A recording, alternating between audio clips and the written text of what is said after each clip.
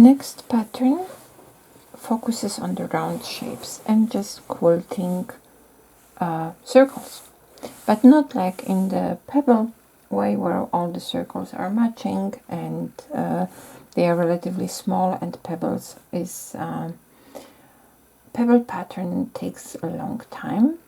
It looks amazing, but it takes also patience. So as much as tempting the texture is, I would recommend stay for now away from it, because it takes a long time, and for that we have to practice a little bit, so you develop the stamina in your muscles and the precision of your movements. So let's start with something I like to call soap bubbles. It's also one of the patterns I already quilted before, but now we are kind of collecting all the works in one.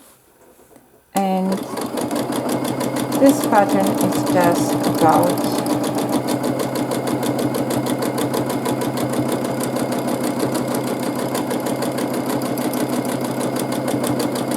quilting and overlapping circles. They don't have to be very precise. You can have them smaller, you can have them bigger. You're just moving around. You can overlap the circles the same way soap bubbles do. And it is all about having the control, practicing the precision, seeing what the texture does,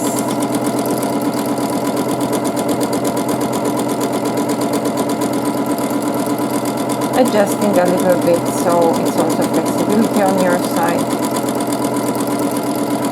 using the traveling to get there where you want,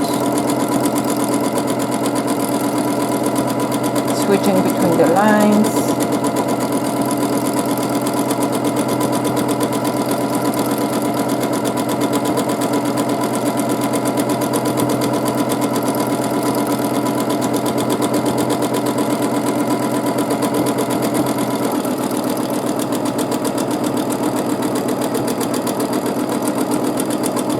and it's an introduction to the swirls pattern, because here you can practice getting the round shapes, and it looks actually very interesting with the smaller and larger areas. With the, you can actually add one inside, that's not a problem. So in this case, we just want to have the area quilted with circles. The circles can overlap, they can touch, but we want them to have them relatively large, and they can be overlapping.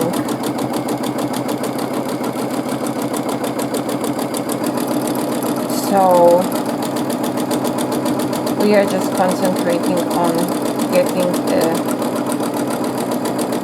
density more or less the same all over the quilt, and we want to have the area quilted.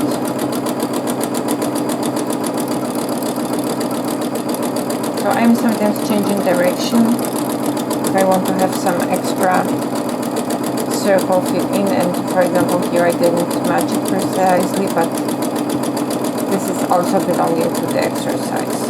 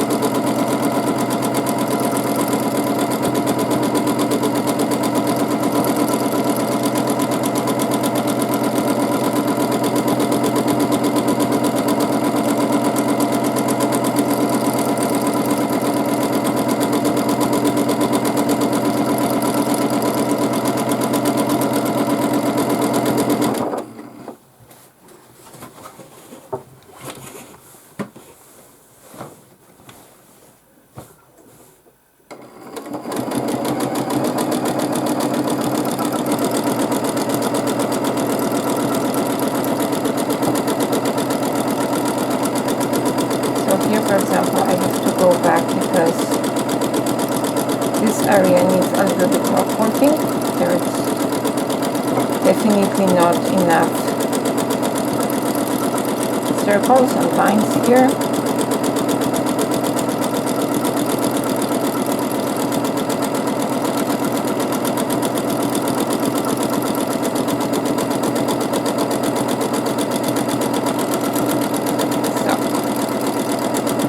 Now we can use the lines, filling where required with additional circles, adjusting the size that we need, and we are filling the space.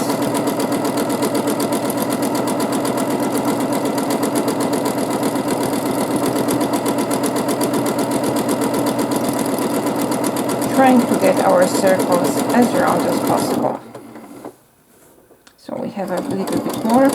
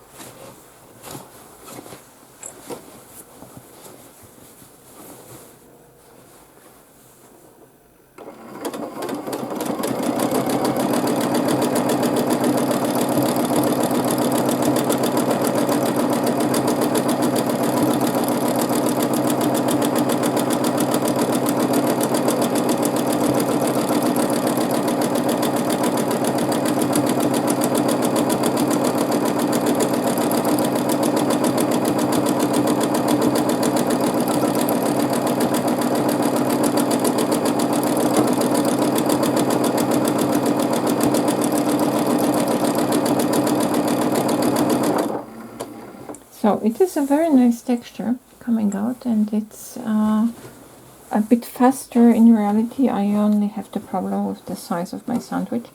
It's just large enough to stack under my table, but not large enough that I can pin it, as I said. And now, right now here, if you notice, let me zoom out for a moment. I'm almost done with my area, but I have here this very strange space here, and now I have to pay attention how I am filling it so I can quilt all of it and then complete the pattern.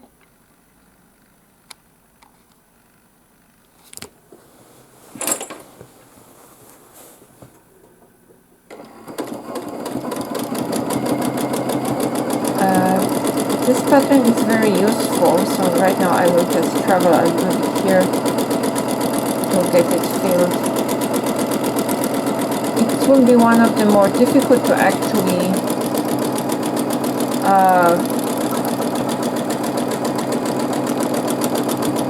when I will be drawing it, I will try to draw it just by going in one direction, because it's sometimes challenging to describe the patterns when you have to change direction on a regular basis. If I will start marking it on the paper, the pattern will become very difficult to read and complex, especially if I have only limited size.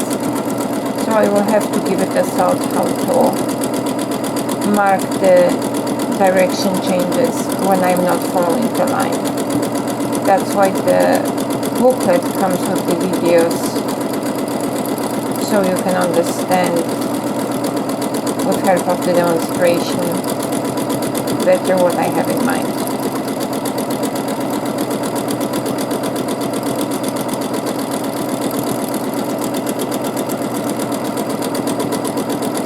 So now we just have to have one or two more overlapping circles.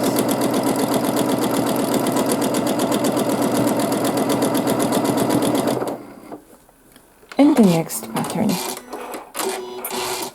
is done. So now that we have we practiced some circles and we practiced arches and echoes, now we can move on to basic swirl or kind of a spiral design.